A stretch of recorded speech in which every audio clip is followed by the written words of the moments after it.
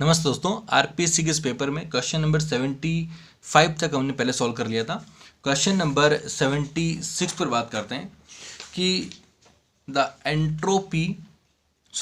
Enthalpy of gas before and after Joule Thomson expansion are 80 calorie and 120 calorie. ठीक है, कह रहा है कि if the entropy of emerging liquid is 60 calorie, the coefficient of performance of regenerative cooling is, यानी कि regenerative cooling क्या होगी।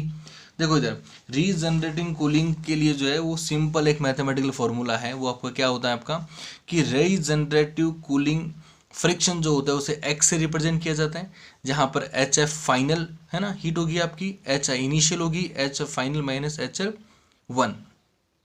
देखो ये फाइनल इनिशियल आपकी कौन सी दी हुई है, आपको 120 और 80 दी हुई है आपको, और H1 की वैल्यू आपको 60 दी हुई है।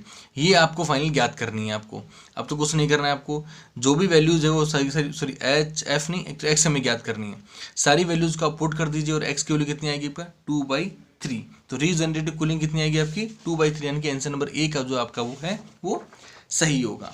क्वेश्चन नंबर 77 की बात करते हैं। According to नर्नेस्ट theorem, value of entropy of A system eight absolute zero temperature will be, यानी कि 0 केल्विन टेम्परेचर पर नर्नेस्ट थ्योरम के अनुसार जो है वो आपकी एंट्रोपी क्या होगी आपकी। तो देखो इधर नर्नेस्ट थ्योरम क्या कहती है हमें कि if a system is at absolute zero, अगर कोई सिस्टम एब्सोल्यूट जीरो पर है अगर कोई, its entropy will be universal constant, और एंट्रोपी क्या होगी यूनिवर्सल कांस्टेंट होगी। फॉर कन्वीनियंस, अपनी सुविधा के अनुसार, it may be taken as zero, यानी कि असल में जीरो तो नहीं होगी लेकिन वो यूनिवर्सल कांस्टेंट होगी, लेकिन उसे आप क्या कर सकते हो जीरो ले सकते हो। तो आंसर नंबर 1 जो है आपका वो आपका क्या हो जाएगा सही हो जाएगा कि एंट्रोपी बी क्या होगी जीरो होगी। क्वेश्चन नंबर 78 की बात करते हैं कि entropy and thermodynamic probability are related. देखो ये बोल्ट्जमान का रिलेशन है कि थर्मो के अंदर जो है वो बोल्ट्जमान एंट्रोपी जो रिलेशन होता है आपका, वो एंट्रोपी रिलेशन क्या होता है, वो एंट्रोपी में और पार्टीशन फंक्शन में रिलेशन होता है आपका। वो क्या होता है एस बराबर के लॉग ओमेगा, ओमेगा यहाँ पे क्या होता है पार्टीशन फंक्शन होता है। तो एंट्रोपी का फॉर्मूला क्या होगा एस बराबर के जो है लॉग ओमेगा होगा। आंसर नंबर 3 आपका क्या होगा सही होगा।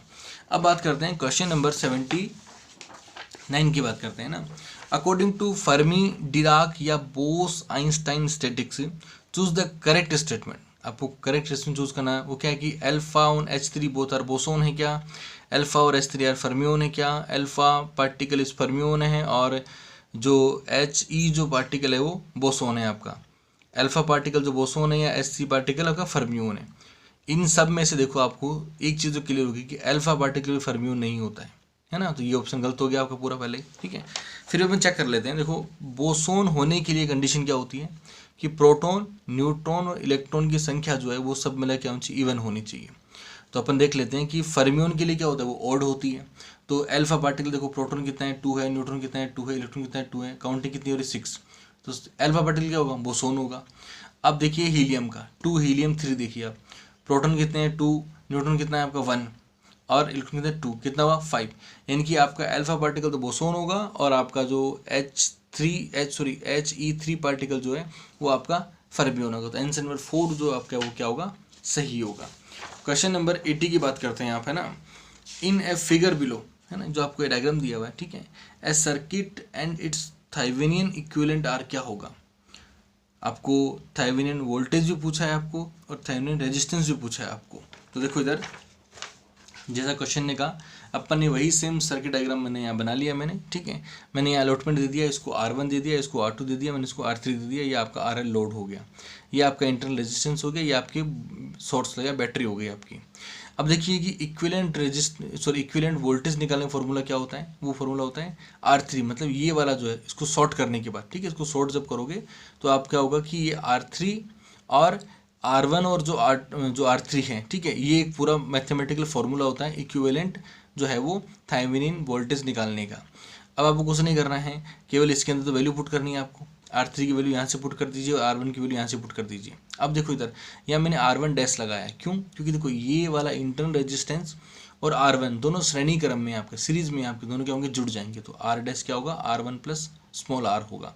वैल्यू को पुट कर दीजिए आप, आपका आंसर कितना आएगा 12 वोल्ट आपका थेवेनिन इक्विवेलेंस आएगा। ठीक है, इक्विवेलेंट आएगा, ठीक है।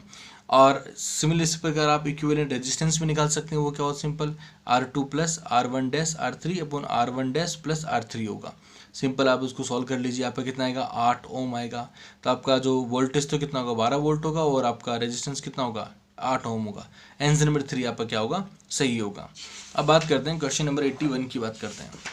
क्वेश्चन नंबर 81 कहता है कि find the value of current I in A given circuit. जो आपको ये सर्किट दिया हुआ है, इसके अंदर आपको आई की वैल्यू फाइंड आउट करनी है। देखो सेम डायग्राम मैंने यहाँ बना लिया है, ठीक है। आपको दिख रहा है कि यहाँ पे 2 डायोड लगे हुए हैं। एक डायोड तो लगा है फॉरवर्ड बायस में, एक डायोड लगा हुआ है रिवर्स बायस के अंदर। ये आपका सोर्स है। यहाँ पर current flow less resist path using Kirchhoff law. अब देखो मान लिया यहाँ से करंट अगर फ्लो होना शुरू होता है, वो इस रेजिस्टेंस में से निकलेगा, यहाँ आने के बाद वो 2 पार्ट में डिवाइड हो जाएगा, इधर भी जाएगा इधर भी जाएगा। इधर यहाँ पर जाएगा तो ये डायोड फॉरवर्ड वाइस में लगा हुआ है, तो यहाँ पर क्या होगा, लेस रेजिस्टेंस होगा। यहाँ जाएगा तो उसको रेजिस्टेंस का सफ़र करना पड़ेगा, तो करंट हमेशा लेस रेजिस्टेंस को फॉलो करती है। तो ये सर्किट तो हो या नहीं हो कोई फ़र्क ही नहीं पड़ता है, सीधा करंट फ्लो यहाँ से यहाँ हो जाएगा।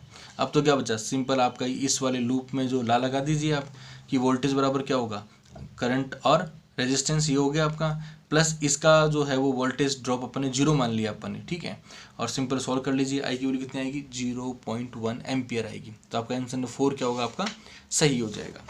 क्वेश्चन नंबर 82 की बात करते हैं, जो कि इलेक्ट्रॉनिक्स का क्वेश्चन है आपके। The relation among transistor parameter alpha beta gamma में रिलेशन क्या होगा।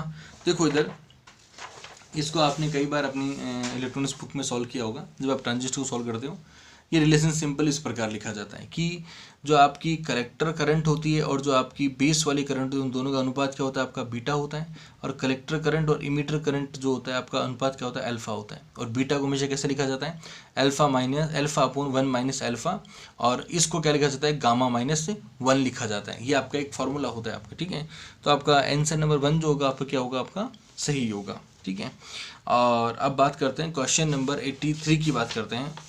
क्वेश्चन नंबर 83 कह रहा है आपका कि the phase difference between input and output signal in common base transistor amplifier क्या होगा। तो देखो इधर ये भी अगेन इलेक्ट्रॉनिक्स क्वेश्चन आपका, इसका आंसर मैंने लिख दिया है कि जब कॉमन बेस ट्रांजिस्टर होता है तो वहाँ पे फेज क्या होता है, आपका 0 होता है। कॉमन इमीटर एम्पलीफायर जहाँ पर होता है वहाँ पर आपका जो फेज कितना होता है, पाई होता है। कॉमन कलेक्टर एम्पलीफायर जहाँ होता है वहाँ पर फेज कितना होता है, आपका अगेन 0 होता है। तो आपको जो पूछा गया है वो पूछा गया है आपको कॉमन बेस ट्रांजिस्टर का पूछा गया आपको। तो कॉमन बेस ट्रांजिस्टर एम्पलीफायर के लिए क्या होता है, फेज डिफरेंस 0 होता है, यानी कि जैसा इनपुट जाता है वैसा ही आउटपुट निकल जाता है आपका, है ना। तो यहाँ पर आपको क्या लिखा हुआ है कि इसका आंसर क्या होगा, आपका आंसर नंबर आपका जो फर्स्ट होगा वो आपका सही होगा, 0 होगा इसका, ठीक है। क्वेश्चन नंबर 84 पे बात करते हैं। वो कहता है कि negative feedback in an amplifier, है ना, कि नेगेटिव फीडबैक एम्पलीफायर में क्या प्रॉपर्टी होती है, ठीक है। तो आपको थ्योरेटिकल क्वेश्चन है, आपको रिमेंबर होना चाहिए कि नेगेटिव फीडबैक एम्पलीफायर के अंदर इंक्रीज द फ्रिक्वेंसी होता है, इंक्रीज द फ्रिक्वेंसी बैंडविड्थ है, ये आपका जो है वो सही स्टेटमेंट। बाकी तीनों स्टेटमेंट आप पे क्या है, गलत स्टेटमेंट। थ्योरेटिकल क्वेश्चन था, आपको हमेशा इसकी परिभाषा इसकी डेफिनेशन आपको याद होनी चाहिए आपको। क्वेश्चन नंबर 85 पे बात करते हैं। The condition for stable oscillating of Hartree oscillator is, है ना। हार्ट्री ऑसिलेटर का जो प्रैक्टिकल होता है उसके अंदर जो आपके जो स्टेबल ऑसिलेटिंग की जो कंडीशन होती है वो ठीक आपके एक्चुअली इस फॉर्मूले से लिखी जाती है।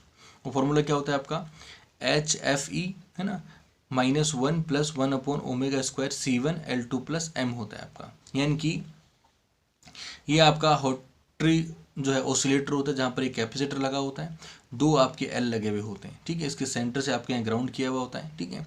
कैपेसिटर और L के प्रेजेंस होने से क्या होगा, ये आपकी फ्रीक्वेंसी वाला फॉर्मूला बनता है ना, 1 बनता है ना, 1/2π√L और C वाला वो फॉर्मूला बनेगा यहाँ पे। M यहाँ पर जो क्या होता है, म्यूचुअल इंडक्टेंस होता है, किसका, कॉइल का। तो ये L2 और ये हो गया। आपको पता है कि यहाँ पर जो ओमेगा स्क्वायर C1 जो है आपका वो क्या होगा, L1 + L2 + 2M होता है आपका। अब इस फॉर्मूले को आप जो है यहाँ पर पुट कर दीजिए, ठीक है। ये इसके बराबर क्यों हुआ, क्योंकि देखो दोनों आमने सामने हैं आपके यहाँ पे, ठीक है। इन दोनों का जो कॉम्बिनेशन होगा वो क्या बनेगा, L1 प्लस L2 प्लस दोनों का म्यूचुअल इंडक्टेंस बनेगा। इसको ऊपर सेंड कर दीजिए, और जो भी इसमें से फॉर्मूले में जो अपन सॉल्व करते हैं, सॉल्व में क्या होगा, HF ही जो है वो L1 plus M upon L2 plus M आपको गेट होगा, जहाँ पे म्यूचुअल इंडक्टेंस M लिखा है। आंसर नंबर 3 जो आपका क्या होगा, आपका सही होगा। अब बात करते हैं क्वेश्चन नंबर 86 की बात करते हैं। ये भी बहुत ही स्मॉल क्वेश्चन है, ठीक है। The given figure is a systematic symbol of, है ना, सिस्टमेटिक सिंबल ऑफ, ये किसका सिंबल है ना। देखो इस क्वेश्चन का तो आंसर जो है वो पूरा थ्योरेटिकल आंसर है। ये सिंबल जो है असल में वो आप किसका है, पी चैनल JEFT का सिंबल है आपका। अगर ये इधर है मतलब पी चैनल है, अगर ये इधर होता अगर तो आपका एन चैनल हो जाता, और ये मोसेप का सिग्नल होता है, ठीक है।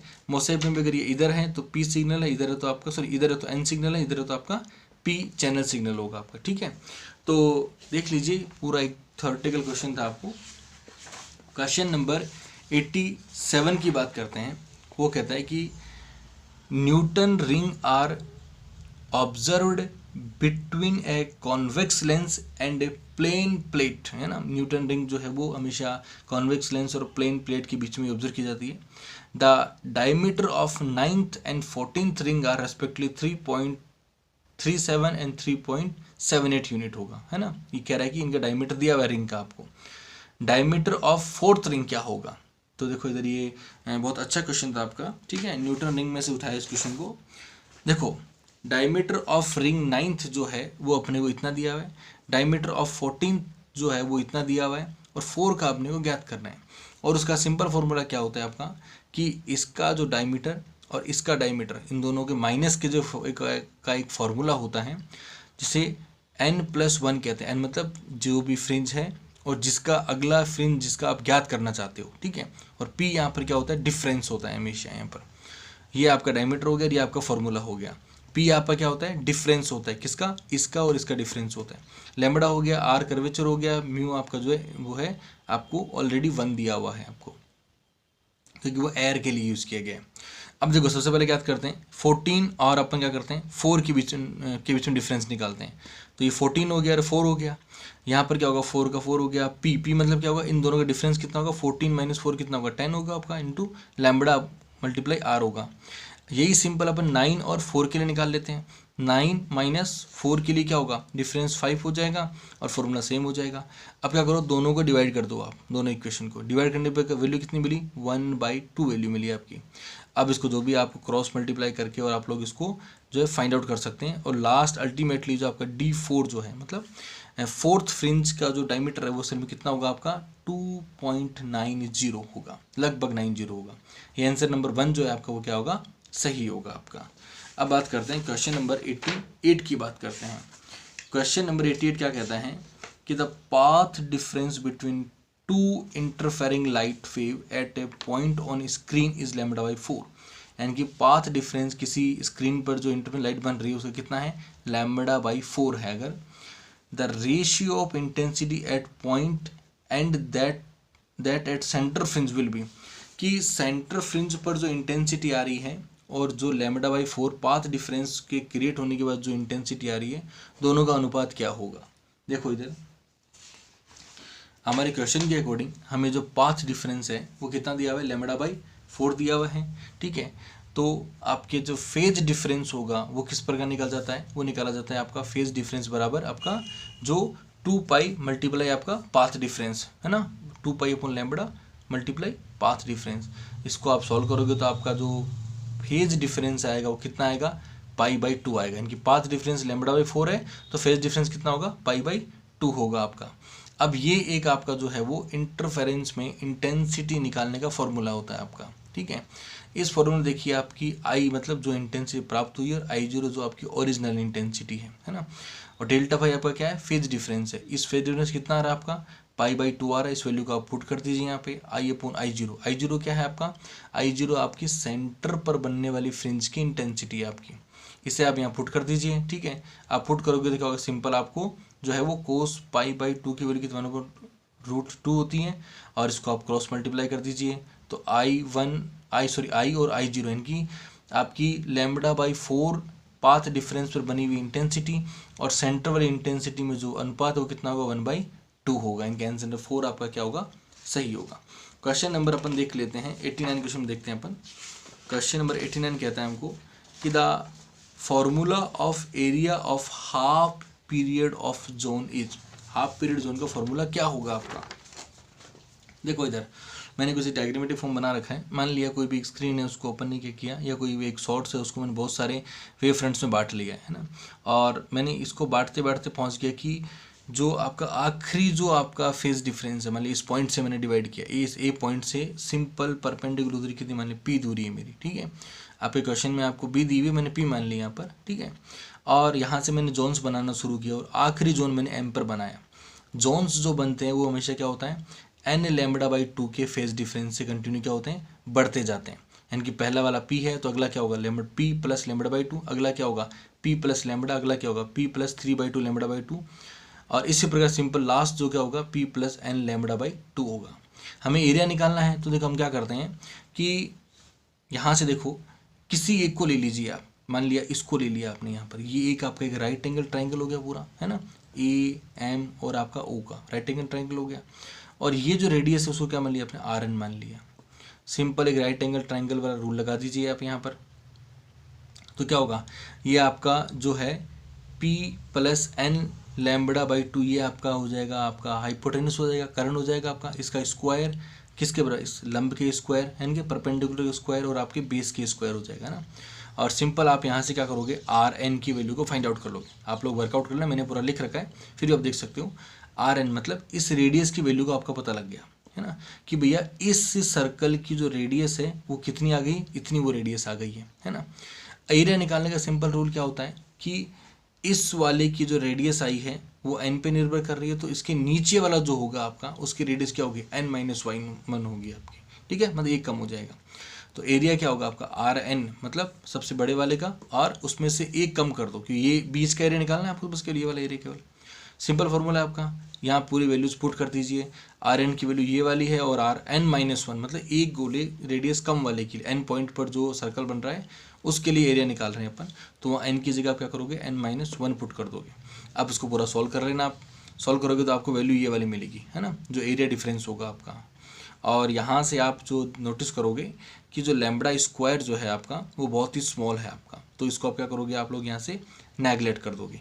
अगर आप इसको नेगलेक्ट करते हो दोनों पोर्शंस को आप अगर, तो क्या होगा आपका पाई पी लैम्बडा, है ना, या फिर इससे आपके क्वेश्चन में जो बी दिया हुआ है तो पाई बी लैम्बडा जो आपका है वो आपका हो जाएगा आपका आंसर। यानी कि ये क्या होगा, इससे हाफ पीरियड जोन का क्या होगा, एरिया होगा आपका। तो आंसर में 2 आपका क्या होगा, सही होगा। क्वेश्चन नंबर 90 की बात करते हैं, हमारा लास्ट क्वेश्चन है हमारा कि how many lines per centimetre are there in a plane transmission grating which give first order line of wavelength 6000 angstrom at angle 30 degree. ये कह रहा है कि एक ग्रेटिंग है मेरे पास में, ठीक है, उसके लिए फर्स्ट जो ऑर्डर जो वेवलेंथ है उसके लिए इतनी मेरे को मिल रही है, 6000 एंगस्ट्रॉन मेरे को तरंगदैर्घ्य मिल रही है और एंगल 30 मिल रहा है मेरे को, ठीक है। तो उसमें कितनी लाइनें उस ग्रेटिंग के अंदर है ऑलरेडी, मतलब कितनी लाइन वाली ग्रेटिंग है। तो इसके लिए देखो मैंने यहाँ पर लिखा है कि जो प्लेन ग्रेटिंग जो इक्वेशन होती है, इनकी ग्रेटिंग जब बनाई जाती है तो क्या होता है, उसमें जो ग्रेव्स बनाई जाती है नालियाँ, और नालियों के बीच की जगह, उन दोनों को जोड़ के मैंने लिख दिया है यहाँ पे, ठीक है।